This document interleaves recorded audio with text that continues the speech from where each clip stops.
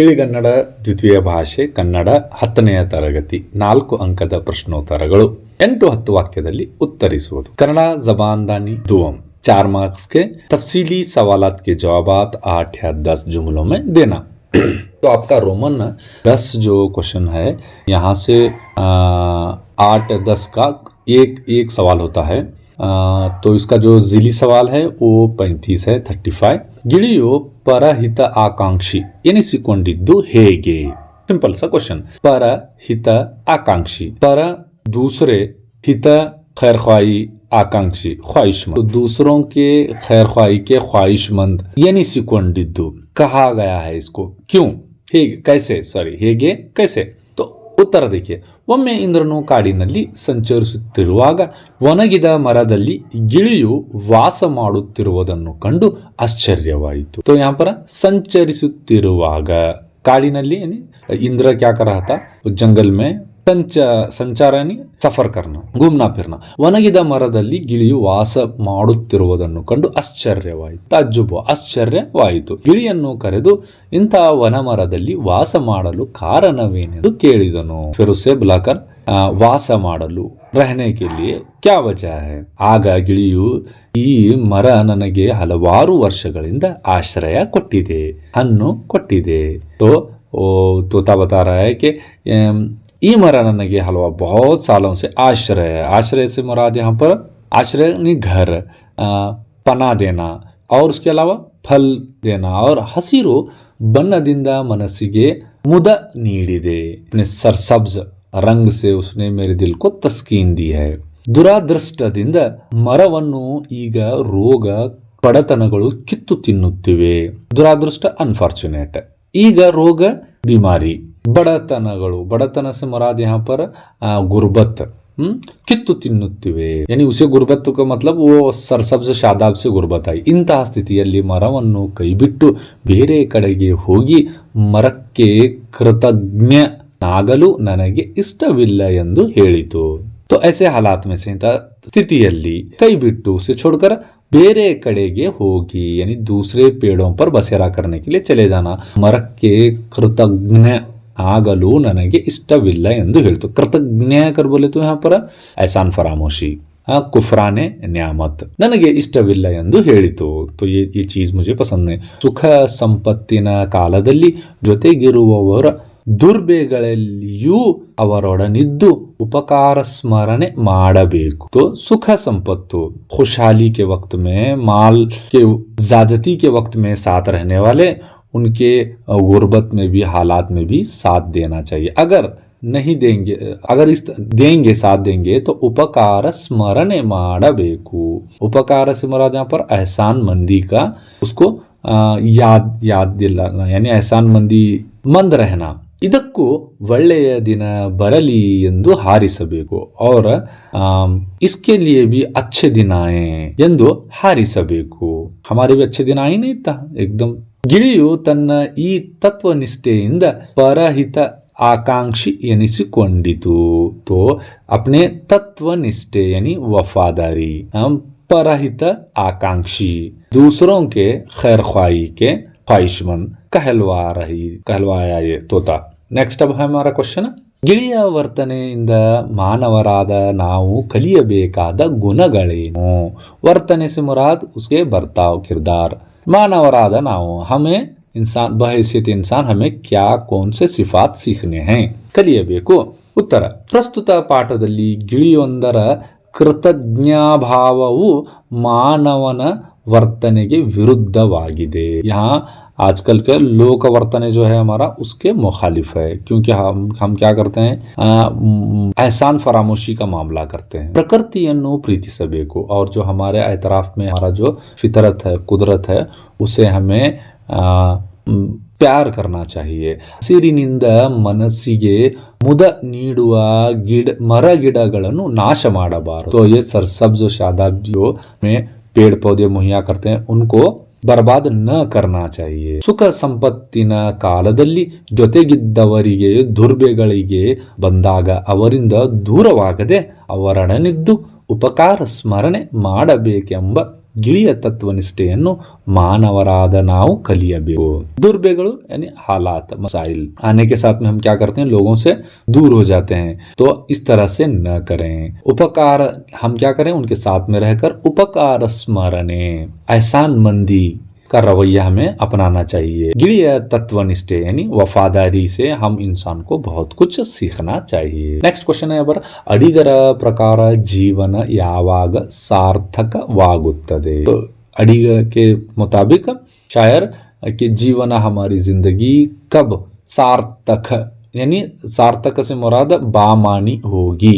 जवाब, ಜೀವನದಲ್ಲಿ ಒಂದೇ ಒಂದು ಗುರಿಯನ್ನು ಇಟ್ಟುಕೊಂಡು ಅದಕ್ಕಾಗಿ ಹಗಲಿರುಳು ಹೋರಾಡಬೇಕು। ಒಂದೇ ಒಂದು गुरी यानी कोई एक वाहिद नस्बुल ऐन को सामने रखना चाहिए। फिर उसके बाद में उसके हुसूल के लिए हगलिरुಳು ಹೋರಾಡಬೇಕು। हगलिरुಳು दिनों रात ಹೋರಾಡು जद्दोजहद करना चाहिए। ಆದರೆ ಸ್ವಾರ್ಥಿಗಳಾಗಬಾರದು। तो हमें स्वार्थ यानी मतलबी सेल्फिश नहीं बनना चाहिए। इतर ಜೀವಗಳನ್ನು ಬಳಸಬಾರದು। ಪ್ರತಿಯೊಬ್ಬ ಮಾನವನಲ್ಲಿ ದೈವತ್ವವನ್ನು, ಭೂಮಿಯಲ್ಲಿ ಸ್ವರ್ಗವನ್ನು ಕಾಣುತ್ತಾ ಪರಹಿತಕ್ಕಾಗಿ ಶ್ರಮಿಸಬೇಕು।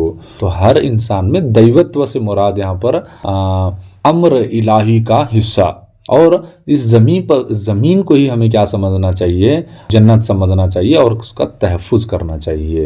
और परहित दूसरों की खैरख्वाही के लिए अपने आप को लगाना चाहिए। इदे मनुष्यನ ಜೀವನ, यही इसकी असल जिंदगी है।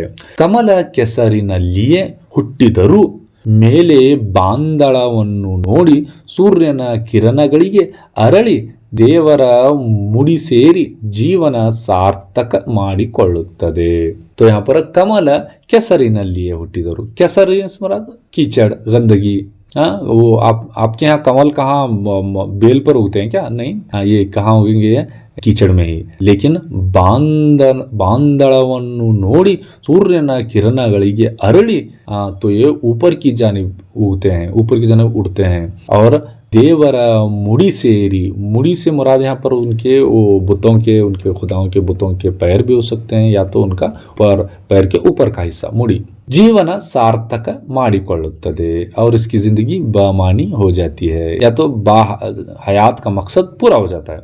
ಹಾಗೆಯೇ ಮಾನವನನ್ನು ತನ್ನ ಕೀಳಿರಿಮೆಯನ್ನು ತೊರೆದು ಜೀವನದ ದೈವವನ್ನು ಸಾಧಿಸಲು ನಗುತ್ತಾ ಮುನ್ನುಗ್ಗಿದಾಗ ಜೀವನ ಸಾರ್ಥಕವಾಗುತ್ತದೆ ಎಂದು कवि अडिगरू ಹೇಳುತ್ತಾರೆ। यानी कीड़िरमे यानी इन्फीरियरिटी कॉम्प्लेक्स है हमारे अंदर, हमें हमना नहीं आता, हमें बहुत पिछड़े हैं, इस तरह के ये जो फीलिंग्स है हमारे, वो कीड़िरमे बोलते हैं। त्वरेदु उसको तरक करना चाहिए। हम जीवनದ ದೈವವನ್ನು साधिसलु यानी जो ध्येय आने का दैव हुआ है।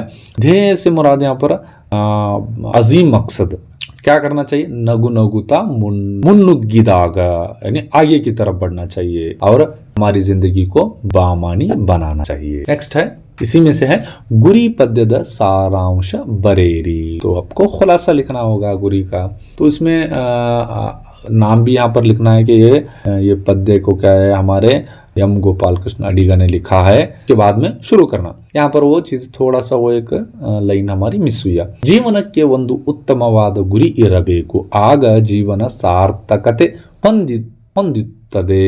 तो हमारे जो जिंदगी के लिए एक हयात का मकसद होना चाहिए, तभी ये बामानी होगी जिंदगी। कमल ಕೆಸರೊಳಗೆ ಹುಟ್ಟಿದರೂ ದೇವರ ಮುಡಿ ಸೇರಿ सार्थकते ಪಡೆದುಕೊಳ್ಳುತ್ತದೆ। वो कमल का फूल जो है वो कीचड़ में रहने के बावजूद भी उसकी जो मकसद है उसका, वो देवरा मुड़ी यानी उन बुतों के पैरों पर चढ़ना, चढ़ावा जिसे बोलते हैं ना। रवि किरणಗಳಿಗೆ ಮೆರೆದಾಡಿ और सूरज की रोशनी की तरफ ವಿಜೃಂಭಿಸುತ್ತದೆ ಸೆಲೆಬ್ರೇಷನ್।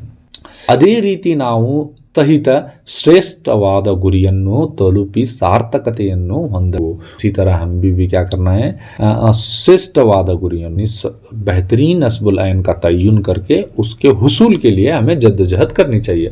ಗುರಿಯನ್ನು ತಲುಪುವಾಗ ಯಾವುದೇ ಅಡಚಣೆಗಳು, ತೊಂದರೆಗಳು ಎದುರಾದಾಗ ಅವುಗಳಿಗೆ ಹೆದರುವ ಹೇಡಿತನವನ್ನು ಹೆನ್ನವನ್ನು ತೋರಬಾರದು। यहाँ पर मकसद के हुसूल में अड़चनेಗಳು यानी यहाँ पर रोड़े रुकावटें, ತೊಂದರೆಗಳು, मसाइल आएंगे। मकसद के हुसूल के लिए, अच्छा काम करने के लिए सारी चीजें आएंगे। उस वक्त में हमें हैदरदे, घबराए बगैर, हेड़ीतनावनी, अपने आप को पीछे विड्रॉल नहीं करना चाहिए, ड्रॉबैक जिसे बोलते हैं। उसके बाद में औरतपन, यानी औरतपन से मुराद यहाँ पर ಗೋಷಾ ನಸೀನಿ है इसका मतलब ಹಿಡಿದ ದಾರಿಯಲ್ಲಿ ಗುರಿಯನ್ನು ತಲುಪಲು पौरुषದಿಂದ, ಹಿಡಿದ ದಾರಿಯಲ್ಲಿ गुरियन्नु तलुपलो, यानी अब जो भी हमने तयन किया है वो उसी रास्ते पर यानी सिराते मुस्तकीम पर हमें चला। और पौरुष से मुराद यहाँ पर मर्दानगी पर नहीं, हिम्मत के काम। ಮುನ್ನಡೆಯಬೇಕು, ಒಂದು ಬಾಣಕ್ಕೆ ಒಂದೇ ಗುರಿ, ಒಂದು ದೇಹಕ್ಕೆ ಒಂದೇ ಆತ್ಮ ಇರುತ್ತದೆ। कैसे? अब एक तीर का जो है हमारा एक ही निशान होगा, वैसे तो हम ये बोलते हैं एक तीर के दो निशान, वैसा सिर्फ कहावत में होगा। वंदु देह के वंदे आत्मा, जिस तरह से हमारी जिस्म के लिए एक ही रूह, ಆದ್ದರಿಂದ ನಮ್ಮ ಜೀವನಕ್ಕೆ ಹಲವು ಸಾಧ್ಯಗಳು, यानी अगर तो वो शायर हमें सवाल कर रहा है, ನಮ್ಮ ಜೀವನಕ್ಕೆ हमारे जिंदगी के लिए क्यों हलವು बहुत सारे ಸಾಧ್ಯಗಳು, मतलब यहाँ पर गोल हैं, नस्बुलैन हैं, मकासद हैं। ಒಂದೇ ಗುರಿಯನ್ನು ಇಟ್ಟುಕೊಂಡು ಅದನ್ನು ಸಾಧಿಸುವುದಕ್ಕೆ ಹಗಲಿರುಳು ಹೋರಾಡಬೇಕು। और एक बड़ा अजीम मकसद को हमें तय करके उसी के हासिल करने के लिए रात दिन मेहनत करनी चाहिए। ನರನಳನೆಗೆ ನಾರಾಯಣ ರೂಪ, ಭೂಮಿಯಲ್ಲಿ ಸ್ವರ್ಗವನ್ನು ಕಾಣುತ್ತಾ ಪರಹಿತ ಕಾರ್ಯ ಮಾಡುತ್ತಾ ಜೀವನ ನಡೆಸಬೇಕು। ನರನೊಳಗೆ ನಾರಾಯಣ रूप, यानी अब हम एक इंसान के अंदर हमें खुदा का अम्र देखना चाहिए, नारायण को देखना चाहिए। नारायण यानी इंसान, नारायण यानी उनका खुदा। तो फिर उसी तरह और जमीन पर हमें क्या देखना चाहिए? हमें स्वर्ग से मुराद यहाँ फिरदौस, जन्नत, बाग देखना चाहिए। परहित कार्य की दूसरों के खैर ख्वाही के लिए ಜೀವನ ನಡೆಸಬೇಕು, ಆಗ ಮನುಷ್ಯನ ಜೀವನ ಸಾರ್ಥಕವಾಗುತ್ತೆ। ಜೀವನದಲ್ಲಿ ಸ್ವಾರ್ಥ ತುಂಬಿದ ಗುರಿಯನ್ನು ಹೊಂದಿದರೆ ಅದು ನಮಗೆ ಅಪಕೀರ್ತಿಯನ್ನು ತರುತ್ತದೆ। अगर हम जिंदगी में स्वार्थ से मुराद यहाँ पर सेल्फी बोलते हैं ना, वो फोटो में की सेल्फी में अंग्रेजी का वर्ड का सेल्फी, यानी खुद मरकजियत और हिरस वगैरह के, अगर इस तरह के हम मकसद को तयन करेंगे तो अपकीर्ति, बदनामी जरूर होगी। और ಎಂಬುದು ಗುರಿ ಪದ್ಯದ ಸಾರಾಂಶ, यही चंद चीजें के खुलासा है। नेक्स्ट हम देखेंगे ಅರ್ಜುನನ ಮತ್ತು ಉತ್ತರ, ಇವರು ಸಂಭಾಷಣೆಯ ಸಾಮರಸ್ಯವನ್ನು ಬರೆಯಿರಿ। यहाँ पर एक अर्जुन के बारे में उत्तर, कौरवನ सैन्यವನ್ನು ನೋಡಿ ಅವರ सामरस्य यानी दोनों के दरमियान की बातचीत को ವಜಾಹತ್ ಕೀಜಿಯೇ। ಕೌರವನ ಸೈನ್ಯವನ್ನು ನೋಡಿ ಅವರೆಡೆಗೆ ವೇಗವಾಗಿ ರಥವನ್ನು ಓಡಿಸುತ್ತಿದ್ದ ಅರ್ಜುನನಿಗೆ ಉತ್ತರನು ಈ ರೀತಿಯಾಗಿ ಹೇಳುತ್ತಾನೆ। तो ये बहुत बड़ी कौरव के जो फौज थी उसको देखने के साथ में अर्जुन क्या करता है, वेगವಾಗಿ तेजी के साथ में वो अपना चैरेट, रथ फौज की तरफ हाँकता है। ಕಣ್ಣುಗಳು ಈ ಸಮುದ್ರದಂತಿರುವ ಸೈನ್ಯವನ್ನು ಹಾಯಲಾರವು। यहाँ पर ये आंखें हमारे, कन्नुಗಳು, ये आंखें ಸಮುದ್ರದಂತಿರುವ, बाहर के मानी, समंदर के मानी ये फौज को देख नहीं पा रही हैं, यानी इतनी ज्यादा फौज है। मनस्सु ಇದನ್ನು ಹಕ್ಕು इजाड़लारदु, यहाँ पर जब समंदर का है तो इसलिए इजाड़लारदु यानी तैर नहीं सकते, हमारा दिल इसमें तैर नहीं सकता। ಇಂಥ ಸೈನ್ಯವನ್ನು ಎದುರಿಸಿ ಬದುಕುವುದುಂಟೆ, अगर ऐसा कोई हमें उसके मुखालिफ में जाकर जंग करेंगे तो जिंदा रहना बड़ा मुश्किल है। ಒಡಲು ಹಿಡಿದು ಇದ್ದರೆ ಯಾವ ಅದ್ಭುತವನ್ನು ಕಾಣಲಾಗುವುದಿತ್ತು। ಒಡಲು से मुराद यहाँ पर हमारा सीना, ಹಿಡಿದು ಇದ್ದರೆ ಯಾವ ಅದ್ಭುತಗಳನ್ನು ಕಾಣಲಾಗದಿತ್ತು। ಈ ನೆಲವೇ ಈ ಸೈನ್ಯವನ್ನು ಹೆಡೆದಿರುವವಳು ಎಂಬುವಂತೆ ಹರಡಿದೆ। तो ये जमीन ही ये पूरी ये फौज को उसने जन्म दिया है। इस तरह से ये पूरी तरह जमीन भर कर नजर आ रहा है। इस सैन्यದೊಡನೆ युद्ध ಮಾಡಲು ಶಿವನೇ ಬರಬೇಕು। तो इतनी बड़ी फौज के साथ में लड़ने के लिए खुद भगवान ही आना चाहिए। ಶಿವ ನಾವು ಕಾದು ಗೆದ್ದಿದ್ದಾಯಿತು, इगो ई बलक्के नमस्कार। तो अरे रे बाबा, हमें तो का दुखी हम नहीं होता है हमारे से। इगो ई बलक्के नमस्कार, तो दूर से ಸಲಾಮ್ करते ಮಾಡುತ್ತೇನೆ ಎಂದನು. ಇವನ ಮಾತುಗಳನ್ನು ಕೇಳಿಸದಂತೆ ಅರ್ಜುನ रथವನ್ನು ಓಡಿಸುತ್ತಿದ್ದನು. तो इसके ये उत्तर कुमार के बातें सुनते हुए भी वो न सुन, ऐसा महसूस हो रहा है कि वो एराज कर रहा है और रथ आगे की जानिब हाँक रहा है.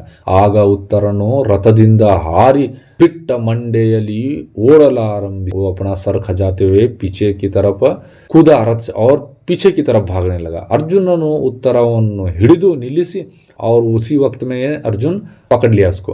ನೀನು ಸಭೆಯಲ್ಲಿ ಹೆಂಗಳೆಯನೆ औरतों के सामने ಮುಂದೆ ಏನೆಲ್ಲಾ ಜಂಬು ಕೊಚ್ಚಿಕೊಂಡು ಯುದ್ಧ ಒದಗಿ ಬಂದಾಗ ಅದೇನಾಯಿತು. बड़े बड़े बातें कर रहा था, फेंक रहा था ना जी तुम्हें. जंब कोच्चु यानी ऊंचा ऊंचा फेंकना, बड़ी बड़ी बातें करना. ನಾಡ ನರಿಯ ಹಾಗೆ ನನ್ನ ಮುಂದೆ ಹಲ್ಲು ಕಿರಿದರೆ ನಾನು ಬಿಡುತ್ತೇನೆ. तो मेरे सामने नाड़ नरी से मतलब बुजदिल यहाँ पर. हाँ, बुजदिल की तरह दांत पिसेगा तो तुझे छोड़ दिया जाएगा क्या. ನಡೆ ಯುದ್ಧ ಮಾಡು ನಡೆ ಎಂದಾಗ ಉತ್ತರನು ಒಪ್ಪಲಿಲ್ಲ.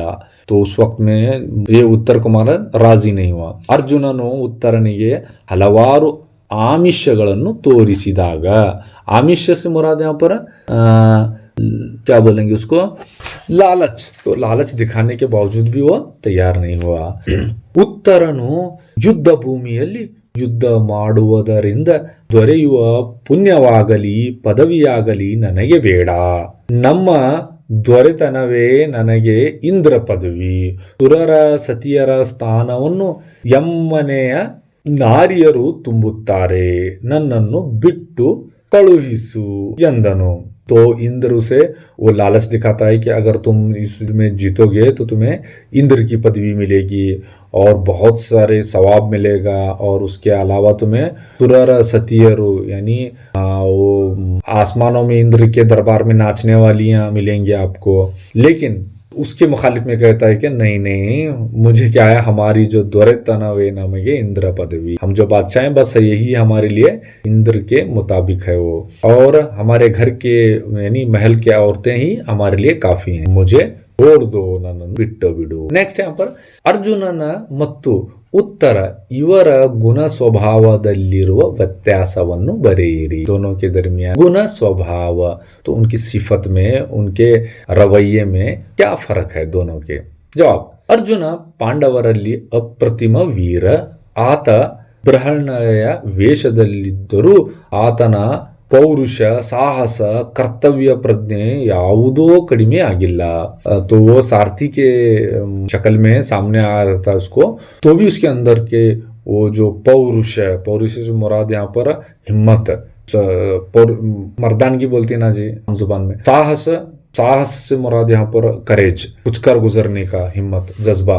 कर्तव्य प्रज्ञे, ड्यूटीफुलनेस, अपने फर्ज के तई एक जज्बा, ಯಾವುದೂ ಕಡಿಮೆ ಆಗಿಲ್ಲ. ये देखिए, इस कोई भी चीजें उसके कम नहीं हुए हैं. उत्तरनु ಕೂಡ क्षत्रियने ಆದರೆ अंजबुर का. जिस तरह से अर्जुन क्षत्रिय है खानदान में, उसी तरह उत्तर भी क्षत्रिय है, लेकिन वो घबराहट, अंजबुर का, बुजदिल है. ತನ್ನ ಪೌರುಷದ ಬಡಾಯಿಯನ್ನು ಹೆಂಗಳೆಯರ ಮುಂದೆ ಹೇಳಿಕೊಳ್ಳುತ್ತಿದ್ದ. वो औरतों के सामने अच्छा छिनो हीरो बनते थे वहाँ, हमें हम करते हैं और मैं जंग हम करता हूँ. उत्तरನ सैन्यವನ್ನು ನೋಡಿಯೇ नड़ुगुತ್ತಿದ್ದನು. और जैसे ही उसके सामने हकीकत में जंग करने के लिए गया, फौज को देखने के साथ में ये कपकपाहट शुरू हुई इसको, हजरत को. अर्जुन रथವನ್ನು ಓಡಿಸುವ ರೀತಿಯ ಕಂಡು ಭಯಭೀತನಾಗಿದ್ದನು. वो जिस तरह से चैरेट भगा रहा था अर्जुन, तो ये घबरा गया. ಹೀಗೆ ಅರ್ಜುನನ ಸ್ವಭಾವಗಳಲ್ಲಿ ಜಗಾಂತರ ವ್ಯತ್ಯಾಸವಿದೆ. तो दोनों के सिफत में बहुत ज्यादा फर्क है. नेक्स्ट क्वेश्चन देखेंगे हम. ಅಂಗಹೀನತೆ ಸಾಧನೆಗೆ ಅಡ್ಡಿಯಾಗದು ಎಂಬ ಮಾತು ಪುಟ್ಟರಾಜರ ಜೀವನದಲ್ಲಿ ನಿಜವಾಗಿದೆ, ಹೇಗೆ ವಿವರಿಸಿರಿ. यहाँ पर अंगहीनता से मुराद माजूरियत और साधने से मुराद हुसूलियाबी, सक्सेस. तो इनकी माजूरियत इनके सक्सेस को रोक नहीं सकी. किस तरह से वजाहत कीजिए. तो जवाब देखेंगे. ಪುಟ್ಟರಾಜರು ಪನ್ನನಿಯ ಅಷ್ಟ ಅಧ್ಯಾಯಿ ಶರ್ಮವರ್ಮನ ಕಾತಂತ್ರ ಕೇಶಿರಾಜನ ಶಬ್ದಮಣಿ ದರ್ಪಣ, ನಿಜಗುಣ ಶಿವಯೋಗಿಗಳ ಕೈವಲ್ಯ ಪದ್ಧತಿ ಜೊತೆಗೆ ತರ್ಕಶಾಸ್ತ್ರ, ನ್ಯಾಯಶಾಸ್ತ್ರ, ಶಬ್ದಾನುಶಾಸ್ತ್ರ, ಛಂದಸ್ಸು ಶಾಸ್ತ್ರ, ಕನ್ನಡ ವ್ಯಾಕರಣವನ್ನು ಶಾಸ್ತ್ರಬದ್ಧವಾಗಿ ಕಲಿತು ಅವುಗಳಲ್ಲಿ ನಿಷ್ಣಿತರಾದರು, ಪರಾಂಗಿತರಾದರು. ಬ್ರೇಲ್ ಲಿಪಿಯನ್ನು ಕಲಿತು 75ಕ್ಕೂ ಹೆಚ್ಚು ಕೃತಿಗಳನ್ನು ರಚಿಸಿದ್ದಾರೆ. तो यहाँ जितने भी जो किताबें बताई गई हैं, केशीराज जी का ये शब्दमणि दर्पण, ये भी कन्नड़ा की ग्रामर किताब है. पनिनी अष्टाध्याय, ये संस्कृत की ग्रामर की किताब है. उसके बाद में निजगुण शिवयोगी की कैवल्य पद्धति, इनकी एक मजहबी किताब है. उसके अलावा तर्कशास्त्र, लॉजिक, ये मंतकी इल्म है तर्कशास्त्र. तो न्यायशास्त्र, ये जुडिशरी है, हमारा इंसाफ का निज़ाम है. उसके बाद में ये शब्दानुशास्त्र, छंदस्सु, ये भी ग्रामर है कन्नड़ा का.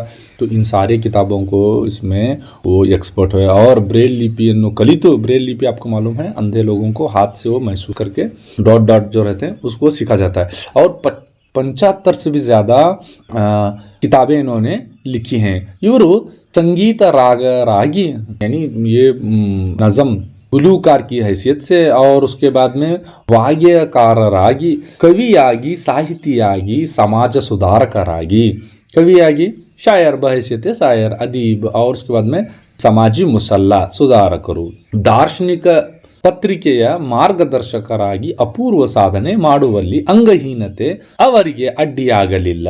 ಅವರ ಸಾಧನೆ ಸಾಧಕರಿಗೆ दारीदीपवाಗಿದೆ.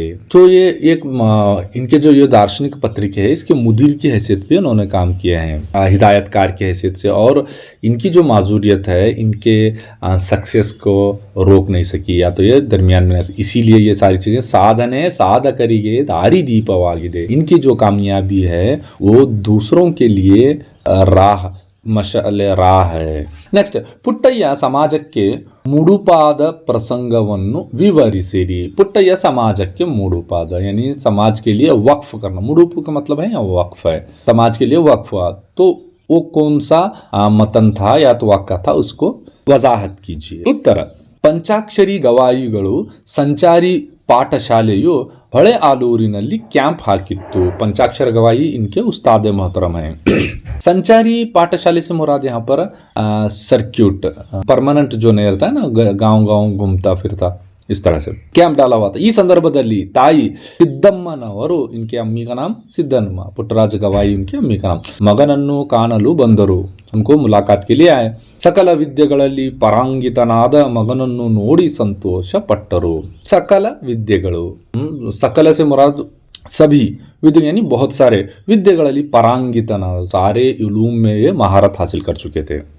और देखने के साथ में ऐसा ही होता ना, अगर आप कामयाब होंगे सारे उलूम में से, अच्छे तरह एसएलसी में कामयाब होंगे, तो आपके अम्मी अब्बा आपको देखकर बड़े खुश होंगे, उसकी कोई मोल नहीं. ಗುರುಗಳು ಆಜ್ಞೆ ಪಡೆದು ಮಗನನ್ನು ಮನೆಗೆ ಬರುವಂತೆ ಕೇಳಿಕೊಂಡರು. फिर कहा कि आज्ञे, यहाँ आज्ञे से मुराद है इजाजत.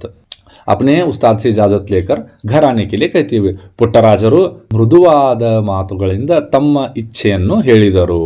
मृदुवाद मतलब देखो, हमें आज अम्मी के साथ में किस तरह बात करते हैं बदबख्ती से, वो देखो कैसे बात कर रहे हैं, गैर भी होने के बावजूद भी क्या कर रहे हैं, मृदुವಾಗಿ. मृदु से मुराद यहाँ पर सॉफ्ट, एकदम नरम मिजाज में. ನನಗೆ ನನ್ನ ಗುರುಗಳೇ ಸರ್ವಸ್ವ, ಅವರು ತಮ್ಮ ನನಗೆ ಸಮಾಜದ ಹಣದಿಂದ ವಿದ್ಯೆ ಕೊಟ್ಟಿದ್ದಾರೆ. ಸರ್ವಸ್ವಕ್ಕೆ ಮುರಾದ ಸಬ್ ಕುಚ್, एवरीथिंग. स्टेटस रखे रहते ना, चंद जने, my wife is everything for me, my life करो. लाइफ देने वाले माँ बाप गए भाड़ में. ಸಮಾಜದ ಋಣವನ್ನು ತೀರಿಸದೆ ನಿನ್ನ ಜೊತೆ ಹೇಗೆ ಬರಲು ಸಾಧ್ಯ. तो हमारे जो गुरु हैं उन्होंने पूरी समाज के पैसे से मुझे इल्म से नवाजा है, मुझ पर स्पॉन्सर किया है. तो समाजದ ಋಣವನ್ನು ತೀರಿಸದೆ, तो उसका रिटर्न मुझे देना चाहिए. ऋण से मुराद यहाँ पर कर्जा है, वो मैं पे बैक करना चाहिए मुझे उनको वापस. ನಾನು ಎಲ್ಲ ಬಂಧನಗಳನ್ನು ತೊರೆದು ಹಾಕಿರುವೆ, ನನ್ನನ್ನು ಸಮಾಜಕ್ಕೆ ಅರ್ಪಿಸು ತಾಯಿ ಎಂದು ಕೇಳಿಕೊಂಡರು. मैंने अपने बंधनಗಳನ್ನು ತೊರೆದು ಹಾಕಿದ್ದೇನೆ, मेरे सारे जितने भी रिश्तेदारी हैं सबको काट दिया है, छोड़ दिया है, मुझे समाज के लिए उसकी खिदमत के लिए वक्फ कर अर्पिसु यानी वक्फ करो तरह से रिक्वेस्ट करते हैं। नेक्स्ट क्वेश्चन है हमारा, ದೇಶದ ಬಜೆಟಿನಲ್ಲಿ ರಕ್ಷಣಾ ಇಲಾಖೆಗೆ ಹೆಚ್ಚಿನ ಹಣವನ್ನು ಏಕೆ ಮೀಸಲಾಗಿಡುತ್ತದೆ? बजट, देशद बजट नल्ली मालूम है आपको, रक्षणा इलाके से मुराद यहाँ पर दिफाई शोबे के लिए, डिफेंस डिपार्टमेंट के लिए ज्यादातर पैसा ಹೆಚ್ಚಿನ ಹಣವನ್ನು ज्यादा पैसा वक्फ करते हैं, उसके लिए डेडिकेट करते हैं, क्यों मुख्तस करते हैं? उत्तर, ದೇಶದ ಸಂರಕ್ಷಣೆಯಲ್ಲಿ ಸೈನಿಕರ ಪಾತ್ರ ಬಹಳ ಹಿರಿದಾದದ್ದು. ದೇಶದ ಸಂರಕ್ಷಣೆ, ಸಂರಕ್ಷಣೆ से मुराद यहाँ पर तहफ़ुज़, ಸೈನಿಕರ ಪಾತ್ರ ರೋಲ್ ಹಿರಿಯದಾದದ್ದು, ಬಡ ಅಜೀಮ್ है. ತಾಯ್ನಾಡಿಗಾಗಿ ತಮ್ಮ ಪ್ರಾಣವನ್ನೇ ಪಣಕ್ಕಿಟ್ಟು ದೇಶದ ಗಡಿಯನ್ನು ಕಾಯುತ್ತಿರುತ್ತಾರೆ. ತಾಯ್ನಾಡಿಗಾಗಿ यानी मादर वतन के लिए प्राणವನ್ನು पनकिट्टु, पनकिट्टु से मुराद यहाँ पर बाजी लगाना, अपनी जिंदगी की बाजी लगा कर हमारी सरहदों को ಗಡಿಯನ್ನು ಹಿಫಾಜತ್ करते हैं. ಸೈನಿಕರು ಪ್ರಬಲವಾಗಿದ್ದಾಗ ಮಾತ್ರ ದೇಶವನ್ನು ರಕ್ಷಿಸಿಕೊಳ್ಳಲು ಸಾಧ್ಯ. तो हमारी आर्मी अगर स्ट्रांग हो तो ही हम हमारी मुल्क की हिफाजत कर सकते हैं. ಇಲ್ಲದಿದ್ದರೆ ಬೇರೆ ದೇಶದವರು ನಮ್ಮ ಮೇಲೆ ಆಕ್ರಮಣ ಮಾಡಿ ನಮ್ಮನ್ನು ಗುಲಾಮರನ್ನಾಗಿಸಿಕೊಳ್ಳಬಹುದು. जैसे कि पहले हो चुका है, ಆಕ್ರಮಣ ಮಾಡಿ हमलावर होना, ಗುಲಾಮರನ್ನಾಗಿ ಗುಲಾಮ್ ಬನಾಲಿ. ಸೂರ್ಯ ಮುಳುಗದ ಸಾಮ್ರಾಜ್ಯವನ್ನು ಕಟ್ಟಿ ಸರ್ವಾಧಿಕಾರಿಯಂತೆ ಮೆರೆಯಬಹುದು. अब सूर्य मुलगद साम्राज्य यानी ब्रिटिश साम्राज्य, यानी उनके यहाँ सूर्य मुलगद से मुराद यहाँ पर सूरज गुरूब नहीं होता था, क्योंकि हमारी ज़मीन के एक हिस्से में रात एक हिस्से में दिन होती है. तो इनका इतना बड़ा था सल्तनत, इनकी साम्राज्यशाही, कि जहां पर सूरज गुरूब नहीं होता था, इतना बड़ा. इस तरह के साम्राज्य वो बना सकते हैं अगर हमारी आर्मी मजबूत ना हो. तो ಆದ್ದರಿಂದ ದೇಶದ ರಕ್ಷಣೆಗೆ ಸೈನಿಕರು ಅಗತ್ಯ, ಇಲ್ಲಿ ಹಮೆ ರಕ್ಷಣೆಗೆ ಜರೂರಿ है. ದೇಶದ ಸೈನಿಕರು ವ್ಯವಸ್ಥೆಯನ್ನು ಭೂಸೇನೆ, ಜಲಸೇನೆ, ವಾಯುಸೇನೆ ಎಂದು 3 ಭಾಗಗಳಾಗಿ ವಿಂಗಡಿಸಲಾಗಿದೆ. तुमना मालूम है, भूसेने आर्मी बर्री जिसे बोलते हैं, जलसेने नेवी और वायुसेने एयरफोर्स. तो इस तरह से 3 हिस्सों में हमने तकसीम किया. ದೇಶದ ರಕ್ಷಣೆ ಪ್ರತಿಯೊಬ್ಬ ನಾಗರಿಕನ ಕರ್ತವ್ಯವೆಂದು ತಿಳಿದು ದೇಶದ ಬಜೆಟಿನಲ್ಲಿ ರಕ್ಷಣಾ ಇಲಾಖೆಗೆ ಹೆಚ್ಚಿನ ಹಣವನ್ನು ಮೀಸಲಾಗಿರುತ್ತದೆ. तो मुल्क की हिफाजत हर एक शहरी की जिम्मेदारी है, इसीलिए वो जो टैक्स पेयर्स का पैसा है ज्यादा इसके लिए रखा जाता है. नेक्स्ट है, ಕೃಷಿಕ ಈ ನಾಡಿನ ಬೆನ್ನೆಲುಬು, ಈ ಮಾತನ್ನು ಸಮರ್ಥಿಸಿ. तो कृषि का नाड़िन बेन्नेलबू, नाड़िन से मुराद मुल्क का, देश का, बेन्नेलबू से मुराद रीढ़ की हड्डी, बैकबोन. ಈ ಮಾತನ್ನು ಸಮರ್ಥಿಸಿರಿ, इसको जवाज पेश करें कि वजाहत करें. उत्तर, ಲೇಖಕರು ದೇಶದ ಪ್ರಗತಿಯಲ್ಲಿ ಹಸಿ ಮಸಿ ಕೃಷಿಯ ಪಾತ್ರ ಬಹಳ ಮುಖ್ಯವಾದದ್ದು. तो ದೇಶದ ಪ್ರಗತಿಯಲ್ಲಿ, तो इनके मुताबिक मुल्क की तरक्की में 80 से मुराद यहाँ पर तलवार है या तो फौज है, असला है. मसी से मुराद यहाँ पर अदब है, शाही है. कृषि से मुराद आपको मालूम है खेती बाड़ी, काश्तकारी. मुख्यवादದ್ದು, इनका जो रोल है बहुत अहम है. ಹಸಿ ಮಸಿಗಿಂತ ಕೃಷಿಯ ಪಾತ್ರ ಹಿರಿದಾದದ್ದು ಎಂದು ಹೇಳಿದ್ದಾರೆ. यहाँ पर असला और अदब से भी ज्यादा सबसे जो अहम जो है रोल है वो है ಕಾಷ್ಟಕಾರಿ का है, ಕೃಷಿಯ ಪಾತ್ರದ್ದು. ಒಕ್ಕಲಿಗ ಒಕ್ಕದಿದ್ದರೆ ಜಗವೆಲ್ಲ ಬಿಕ್ಕುವುದು. ಒಕ್ಕಲಿಗ खेती बाड़ी करने वाले किसान, वक्कदिद्दरे काश्तकारी नहीं करे तो जगवेल्ला पूरी जो हमारी दुनिया है वो बिक्कुವುದು. बिक्कुವುದು से मुराद यहाँ पर भीख मांगना या तड़पना.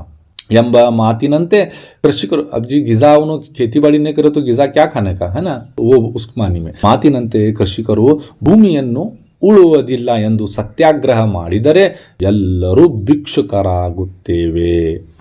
अब आप देखते होंगे हर महीना हर दिन क्या आएगा तो कोई ना कोई सत्याग्रह होते रहता है.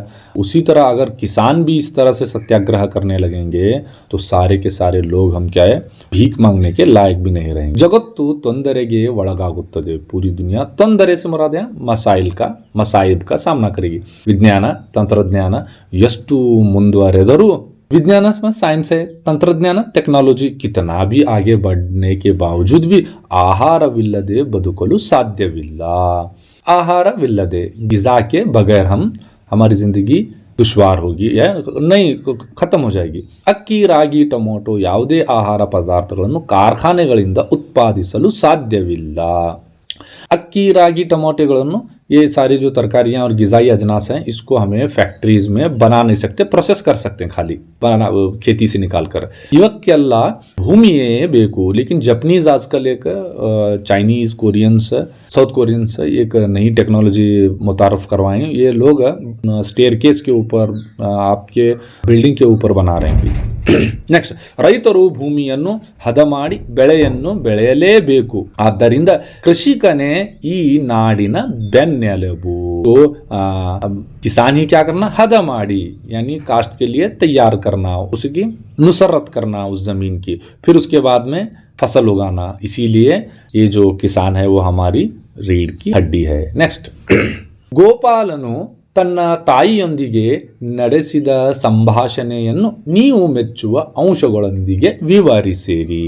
ಗೋಪಾಲನು ತನ್ನ ತಾಯಿಯೊಂದಿಗೆ तो यहाँ पर गोपाला अपनी माँ के साथ में जो बातचीत किया है उसको, उसमें से जो आपके फेवरेट जो पसंदीदा हैं उन नुकात को वाजा कीजिए। तो जवाब देखें, ಗೋಪಾಲನು ಬನಕ್ಕೆ ಹೋಗಿ ಪೂಜೆಗೆ ಹೂವುಗಳನ್ನು ಕೊಯ್ದು तरुत्ताने। यहाँ गोपाल सुबह सुबह जागने के साथ में पूजे के वास्ते वो फूल ಕೊಯ್ದು, यहाँ से मरा ಕೊಯ್ದು मतलब काटना नहीं है, तोड़ना। तरुत्ताने, ತಾಯಿ ಮಗನಿಗೆ ಶಾಲೆಗೆ ತಡವಾಗುತ್ತದೆ, ಬೇಗ ಸ್ನಾನ ಮಾಡಿ ಗಂಜಿಯನ್ನು ಉಂಡು ಶಾಲೆಗೆ ಹೋಗು ಎಂದು ಹೇಳುತ್ತಾಳೆ। फूल लाने के साथ में माँ कहते हैं कि स्कूल लेट हो रहा, तो तुम्हारे घर में बोलते हो तो लेट हो रहा, जल्दी तैयार होकर तुम्हें पाउडर गिडर लगा ले ठेर छोड़ते। ಬೇಗನೆ ಸ್ನಾನ ಮಾಡಿ, हमारे लड़कियों तो जुम्मा के बार ಗಂಜಿಯನ್ನು ಉಂಡು, अब देखो उस वक्त में जो नाश्ता था वो गंजी था, ಶಾಲೆಗೆ ಹೋಗು ಎಂದು ಹೇಳುತ್ತಾಳೆ। ಗೋಪಾಲನು ತಾಯಿಗೆ, ನಾನು ಕಾಡಿನಲ್ಲಿ ಬರುವಾಗ ಹೆದರಿಕೆಯಾಗುತ್ತದೆ, ನನ್ನ ಸ್ನೇಹಿತರಿಗೆಲ್ಲ ಒಬ್ಬೊಬ್ಬ ಆಳುಗಳಿದ್ದಾರೆ, ನನಗೆ ಮಾತ್ರ ಯಾರೂ ಇಲ್ಲ ಎನ್ನುತ್ತಾನೆ। काड़िनल्ली बरुवागा, अब स्कूल को जाकर उनका जो स्कूल था वो, ये जो अभी मलनाड में स्कूल में आपने देखा होगा कि यहाँ पर ये बस्तियां बहुत कम छोटे छोटे अंदर रिमोट में होते हैं और स्कूल एक तरफ बहुत दूर होते हैं, तो जंगल का बहुत बड़ा हिस्सा उनको पास करके वहाँ से जाना होता है। तो बरुवागा ಹೆದರಿಕೆ ಆಗುತ್ತದೆ, हाँ वो बट नेचुरल खौफ तो होता है, तुम्हें बिल्लांग देकर डरते हैं, अब वहाँ जंगल में सभी जानवर रहते हैं। ನನ್ನ ಸ್ನೇಹಿತರಿಗೆಲ್ಲ ಒಬ್ಬೊಬ್ಬರು, मेरे जितने भी फ्रेंड्स जो हैं रामू किट्टी वगैरह, इनके एक एक ಆಳುಗಳಿದ್ದಾರೆ, एक एक उनका नौकर है जो उनको लाना ले जाना करता है। ಆಗ ಗೋಪಾಲನ ತಾಯಿ, ಅವರೆಲ್ಲ ಶ್ರೀಮಂತ ಮಕ್ಕಳು, ನಾವು ಬಡವರು, ನೂಲು ಮಾರಿ ಬಂದ 3 ಕಾಸಿನಲ್ಲಿ ಮನೆ ನಡೆಸಬೇಕು। उन्होंने सब अमीरा की औलादा है सब, हम क्या है, नाव बड़ोरू, नूलू मारी। यहाँ पर नूलू से मुराद क्या है बोले तो एक तागा भी है और एक रस्सी भी है, उसको हमें उनकी माँ बनाती थी, और उसको बेचने के बाद में जो पैसा आता, ಕಾಸಿನಲ್ಲಿ ಮನೆ ನಡೆಸಬೇಕು, घर का गुजारा चलना। कंद आ भगवंत ಒಡಬೇಕು, ನಾವು ಉಣಬೇಕು, ये आरसी में भी आता है। तो वो परवरदिगार हमें देना, हम तभी खाना। इसका मतलब यह है कि गुर्बत इतनी ज़्यादा है कि बस खाने के लिए ही लाले पड़े हुए हैं, अब तुझे जवान कहाँ से रखंत रहे बाबा। ನಿನಗೆ ಕಾಡಿನಲ್ಲಿ ಹೆದರಿಕೆ ಆದರೆ ನಿನ್ನ ಅನ್ನ ಕಾಡಿನಲ್ಲಿಯೇ ಇರುತ್ತಾನೆ। माँ उसके दिल बहलाने के लिए कह रही है, अगर तुझे खौफ ज़्यादा हो ಕಾಡಿನಲ್ಲಿ, तेरा जो भाई है वो जंगल में ही रहता है, ಅವನನ್ನು ಕರೆ ಎಂದು ಹೇಳುತ್ತಾಳೆ, उसको तुम बुला लेना अगर तुम्हें। ಈ ಭಾಷಣದಲ್ಲಿ ಬಡತನದ ಬೇಗೆಯಲ್ಲಿದ್ದರೂ ದೇವರ ಮೇಲಿರುವ ಅಚಲವಾದ ನಂಬಿಕೆ ಮತ್ತು ಶೈಕ್ಷಣಿಕ ಕಾಳಜಿ ಮೆಚ್ಚುವಂತಾಗಿದೆ। देखो इतनी वो गुर्बत में रहने के बावजूद भी वो खुदा पर एक पुख्ता यकीन और अचलवाद ನಂಬಿಕೆ, पुख्ता यकीन और शैक्षणिक काळजी। यो हमारे मुसलमानों में कब अगर एक बार आ गया शैक्षणिक काळजी, तालीम के ताल्लुक से शऊर और फिक्र, तो आपको आगे बढ़ने से कोई नहीं रोक सकता। लेकिन हमें पकड़ पाना, धोना पोछना ಮೆಚ್ಚುವಂಥದ್ದು। नेक्स्ट है, अब इस सीरीज का ये हम क्वेश्चन लास्ट करेंगे। ಗೋಪಾಲನಿಗೆ ಇದ್ದ ಕಷ್ಟವೇನು, ಅದು ಹೇಗೆ ಪರಿಹಾರವಾಯಿತು? ಕಷ್ಟವೇನು, उसके लिए क्या मसला था गोपाल के लिए, और उसका हल कैसे निकला? ಗೋಪಾಲನು ಶಾಲೆಯಿಂದ ಮನೆಗೆ ಬರುವಾಗ ಕಾಡು ದಾಟಿ ಬರಬೇಕು। स्कूल को जाने के बाद में, जैसे अभी पहले बताया गया था, वो जंगल को पास करके आना चाहिए, आना था। ನೆರೆ ಊರಿನಿಂದ ಬರುವ ರಾಮು, ಕಿಟ್ಟಿ, ಮಾಧು, ನಾನಿ ಇವರಿಗೆಲ್ಲ ಒಬ್ಬೊಬ್ಬ ಆಳುಗಳಿರ್ತಾರೆ, इनके फ्रेंड्स हैं रामू किट्टी माधु नानी, इनके साथ में एक नौकर होता है। ನನಗೆ ಯಾರು ಇಲ್ಲವೆಂಬ ಗೋಪಾಲನಿಗೆ ಒದಗಿದ ಕಷ್ಟವಾಗಿದೆ। ये गोपाल कत्ता दीवाना यत्ते जने हैं, उनके साथ में आना नहीं, उनके साथ में आना, उनके साथ में जाना, शायद उनके घर अलग अलग ಇರಂಗೆ ಇದನ್ನು ತಾಯಿಯ ಮುಂದೆ ಹೇಳಿಕೊಂಡಾಗ ಅವರೆಲ್ಲ ಶ್ರೀಮಂತರ ಮಕ್ಕಳು, वो सब लोग क्या है अमीरों के बच्चे हैं बेटा, ನಾವು ಬಡವರು, ನೂಲು ಮಾರಿ ಬಂದ 3 ಕಾಸಿನಲ್ಲಿ ಮನೆ ನಡೆಯಬೇಕು, वो जो नूल बेचने के बाद में जितने पैसे आते हैं उसी में ही घर चलना, ಕಂದ ಆ ಭಗವಂತ ಕೊಡಬೇಕು, ನಾವು ಉಣಬೇಕು, ನಿನಗೆ ಕಾಡಿನಲ್ಲಿ ಹೆದರಿಕೆ ಆದರೆ ನಿನ್ನ ಅಣ್ಣ ಕಾಡಿನಲ್ಲೇ ಇರುತ್ತಾನೆ, ವಹಿ ಪರ ತೆರ ಬಡಾ ಭಾಯಿ रहता है, ಅವನನ್ನು ಕರೆ ಎಂದು ಹೇಳುತ್ತಾಳೆ. ತಾಯಿ ಹೇಳಿದಂತೆ ಕಾಡಿನಲ್ಲಿ ಹೆದರಿಕೆಯಾದಾಗ ಅಣ್ಣ ಅಣ್ಣ ಎಂದು ಕರೆಯುತ್ತಾನೆ. ಆಗ ಬನದ ಗೋಪಾಲನು ಬಂದು ಕಾಡನ್ನು ದಾಟಿಸುತ್ತಾನೆ. ಬನದ ಗೋಪಾಲ से मराद यहाँ कृष्णा, ये ड्रामा है, तो वो आकर वहाँ से वो गुजारता है.